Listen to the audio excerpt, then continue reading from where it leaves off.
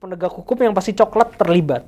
Terlibat? Coklat udah pasti. Pada level apa ya dia terlibat? Pada level kepala pun terlibat tapi melalui penghubung. Ya, Inisialnya A. Ya. A belakangnya saya lupa. Ya. Nah, dia terima duitnya dari konsorsium juga? Konsorsium juga. Shifting. Sebelumnya kan dari Sambo. Ya. Terus sekarang udah dipindahkan langsung. Tokoh atau anak-anak tokoh dan masyarakat ya, yang namanya begitu populer juga terlibat dalam bandar judi online itu. Betul. Apa betul itu? Betul. Inisialnya yang pasti ada anaknya ET itu ada. Dalam grupnya RS kita sebut saja. RS, itu grupnya RS.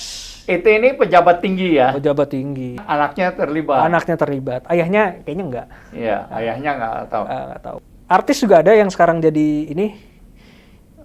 Artis. Dia sebagai apa artis ini? Sebagai laundry lah. Oh, money laundering-nya ya, dia pencucian uang. Pencucinya, gitu ya? pencucinya. Dari 2 tahun itu, berapa banyak Anda mengeruk duit dari judi online? Plus minus ya Pak, 10 Ya, sampai 20 miliar lah. Itu bersih? Itu bisa dibilang bersih. Bersih ya, setelah dipotong buat konsorsium, buat potong apa? Pegawai, potong konsorsium dan lain-lain. Sekarang Anda masih jadi bandar nggak? Enggak, tidak. Tapi masih ada rasa takut juga Anda? Pasti, ya, pasti. Saya sebagai manusia pasti takut. Nah, bagaimana cara Anda mengurangi kalau tidak menghilangkan rasa takut itu? Mengurangi ya Pak? Iya. Ke psikolog. Oh gitu, Anda pasien psikolog? Saya pasien psikolog. Psikolog dan psikiater. Tapi misalkan suatu saat nanti saya dibutuhkan untuk menebus dosa saya dari, misalkan pemerintah ingin saya untuk terlibat mengusut kasus ini, saya siap untuk terjun. Jadi Sambo waktu itu benar terlibat ya? Betul.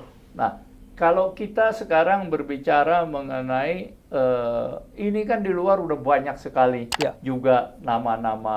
Apakah nama-nama yang beredar di masyarakat luas itu betul sepanjang pengetahuan Anda? Sepanjang pengetahuan saya, betul. Betul ya? Betul. Jadi itu bukan sekedar isapan jempol gitu ya? Tidak. Misalnya, mungkin Anda bisa sebut inisialnya dengan background-nya gitu. Kalau untuk pengusahanya, itu ada JHL. Kalau itu pemain lama ya, JHL. Pemain lama. Yang dari dulu ya. Betul. Okay. Anaknya sekarang yang mengelola. Anaknya yang mengelola. Ya. THL gitu sebut saja. Nah, saya dengar juga ada beberapa tokoh atau anak-anak tokoh dan masyarakat ya, yang namanya begitu populer juga terlibat dalam bandar judi online itu. Betul. Apa betul itu? Betul. Nah, mungkin Anda bisa melukiskan inisialnya dengan background dia gitu lah, kurang lebih. Siapa saja gitu loh. Inisialnya yang pasti ada anaknya ET itu ada. Dalam grupnya RS kita sebut saja. RS, itu grupnya RS. ET ini pejabat tinggi ya? Pejabat tinggi. Ya. Pejabat tinggi. Dia punya anaknya terlibat? Anaknya terlibat. Ayahnya kayaknya enggak. Iya, ayahnya nggak tahu. Nggak tahu mungkin. Terus siapa lagi kira-kira? Artis juga ada yang sekarang jadi ini. Artis, dia sebagai apa artis ini? Sebagai laundry lah. Oh, money laundering-nya ya, dia pencucian uang. Pencucinya, gitu ya? pencucinya. Nama yang sangat terkenal. Iya, itu sangat terkenal. Anda, ya, sangat terkenal. Itu konsorsium yang berhubungan dengan dia atau bagaimana? Berhubungan, tapi ini sepengalaman saya sudah sangat dibersihkan namanya. Sudah sangat clean cara mainnya. Jadi di trace pun sepertinya agak sulit. Gitu. Jadi uang hasil judi itu dicuci ya, setelah dibersihkan dimasukkan ke artis yang bersangkutan ya. Kemudian dikelola oleh artis yang bersangkutan ya. Betul. Nah, ini kalau para tadi anak-anak pejabat yang terlibat itu apakah dia ikut judinya, ikut bandar jadi bandar atau bagaimana? Iya, ikut operasi, tapi biasanya mereka punya anak buah lah untuk menjalankan. Dia jadi bosnya aja. Jadi mereka bosnya, tapi yang operasional bukan mereka. Iya, terima beres aja. Terima beres. Nah, di dalam informasi yang beredar di masyarakat, Ada juga pejabat-pejabat kita yang dulu jadi pejabat, sekarang masih jadi pejabat, itu terlibat juga. Terlibat. Nah, siapa tuh kira-kira inisial dan background-nya aja? Coklat udah pasti. Pada level apa ya dia terlibat? Pada level kepala pun terlibat, tapi melalui penghubung. Gitu. Saya nggak tahu jabatannya sekarang. Ya, inisialnya A. Ya. A belakangnya saya lupa. Iya. Iya. Itu jabatan yang cukup tinggi juga ya di lembaga aparat penegak hukum. Betul. Ya. Nah, dia terima duitnya dari konsorsium juga. Konsorsium juga, shifting. Sebelumnya kan dari Sambo, ya. Terus sekarang udah dipindahkan langsung. Pengganti Sambo ada nggak? Pengganti Sambo ya orang konsorsium sendiri sih untuk bendahara sekarang. Oh, dari konsorsium kan? Ya, konsorsium sendiri. Karena untuk menghindari seperti kejadian bocor kemana-mana gitu ya. Betul. Gitu. Nah, Anda sendiri jadi bandar udah berapa lama ya? Saya 2 tahun. Saya dari umur 18 tahun jadi bandar. 18 tahun. Sampai umur 20. 20. Oke, dari 20 dari 2 tahun itu berapa banyak Anda mengeruk duit dari judi online? Plus minus ya Pak, 10 sampai 20 miliar lah. 10 sampai 20 miliar ya plus minusnya itu. Selama 2 tahun ya? Selama 2 tahun. Itu bersih? Itu bisa dibilang bersih. Bersih ya, setelah dipotong buat konsorsium, buat potong pegawai, potong konsorsium dan lain-lain. Sekarang Anda masih jadi bandar nggak? Nggak, tidak. Kenapa? Sejak kapan Anda tidak jadi bandar? Sejak tahun 2022 saya tobat. Nah, ini juga pertanyaan saya, apa seorang bandar judi bisa tobat juga ya? Kalau dapat hidayah dari Tuhan, tobat. Gitu ya. Nah, apa yang menyebabkan Anda tobat hidayah itu tadi? Pertama, ada salah satu pelanggan saya, ini yang menyentuh hati saya sih pada saat itu. Jadi pelanggan saya ini kalah, dia tuh hanya deposit kecil Pak, 70.000. Saya masih ingat nominalnya, 70.000 dia depositkan. Kalah. Yeah. Saya nggak tahu pekerjaannya dia apa. Tapi dia waktu itu chat CS, customer service. Chat customer service, dia bilang customer service, Pak, tolong dikembalikan duitnya. Ini untuk obat anak saya. Saya lupa antara obat anak atau obat ibunya, tapi pada saat itu karyawan saya ketawa, oh lucu nih. Saya nggak bisa.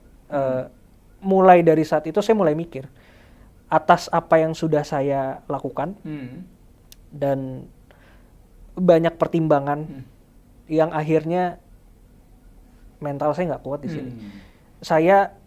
Selama saya mengoperasikan itu saya nggak pernah keluar dari apartemen. Sama sekali nggak pernah keluar dari apartemen.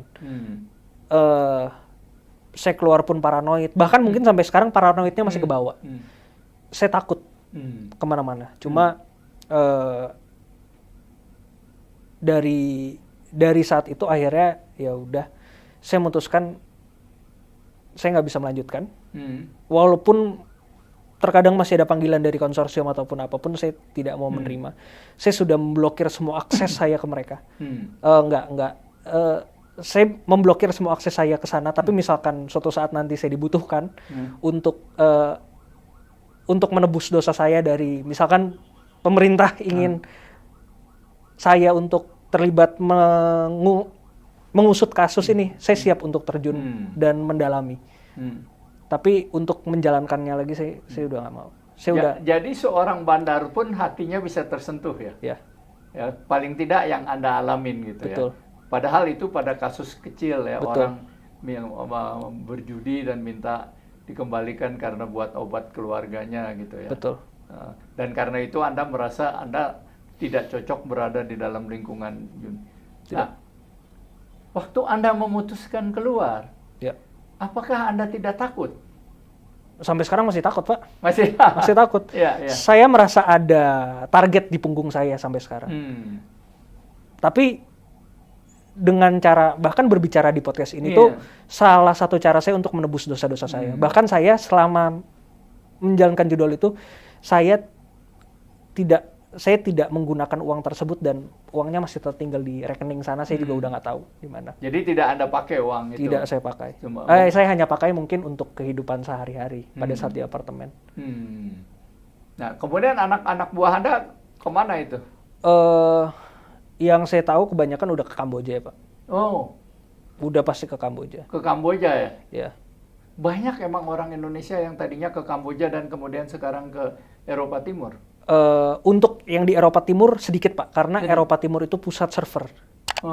Pengoperasian marketing, customer service, semuanya terpusat di Kamboja. Tetap di Kamboja? Tetap di Kamboja, karena paling murah. Untuk logistik mengirimkan komputer dan lain-lain terlalu berat untuk dikirimkan ke Eropa Timur. Kalau yang di Kamboja dia kirim dari kita atau dari mereka? Kamboja kebanyakan dari Indonesia berangkat. Biasanya mereka dapat di komunitas. Komunitasnya ada kok di Facebook. Oh begitu? Ada. Sampai sekarang? Sampai sekarang ada. Telegram, Facebook itu ada semua. Cari aja Indo Kamboja, itu komunitas lowongan-lowongan judol tuh. Sebenarnya kalau mau dilacak oleh aparat, gampang dong judol ini kalau mau dilacak ya. Saya tidak mengatakan dibasmi. Kalau dibasmi mungkin susah. Kalau dilacak bisa. Kalau dibasmi pun agak sulit. Kecuali servernya dimatikan semuanya. Bagaimana tahu bahwa server itu udah... Nah, tapi ini menjadi tantangan baru, Pak. Saya beberapa waktu yang lalu sempat ditawari untuk join lagi, tapi dengan konsorsium Korea. Korea dan China. Jadi China itu ada judulnya, operasinya di Kamboja, target marketnya Indonesia. Korea juga ada, target marketnya Indonesia. Gitu. Saya nggak nerima. Itu yang menjadi tantangan baru. Misalnya yang di Indonesia dihabiskan, masih ada dari orang-orang dari mainland China dan Korea ini yang mengoperasikan. Jadi karena ini lintas negara dan dengan teknologi ini sulit diberantas. Sulit. Kemudian saya juga ingin tahu, waktu Anda keluar, Anda nggak diancam gitu? Mungkin cuma disuruh hati-hati aja ya. Cuma itu kan bias. Pernyataan yang bias. Pernyataan yang rancu. Apa ya? Ya itulah. Yang kita bingung. Cuma ya udah, saya terima aja. Mungkin itu konsekuensi saya telah menjalankan dan join.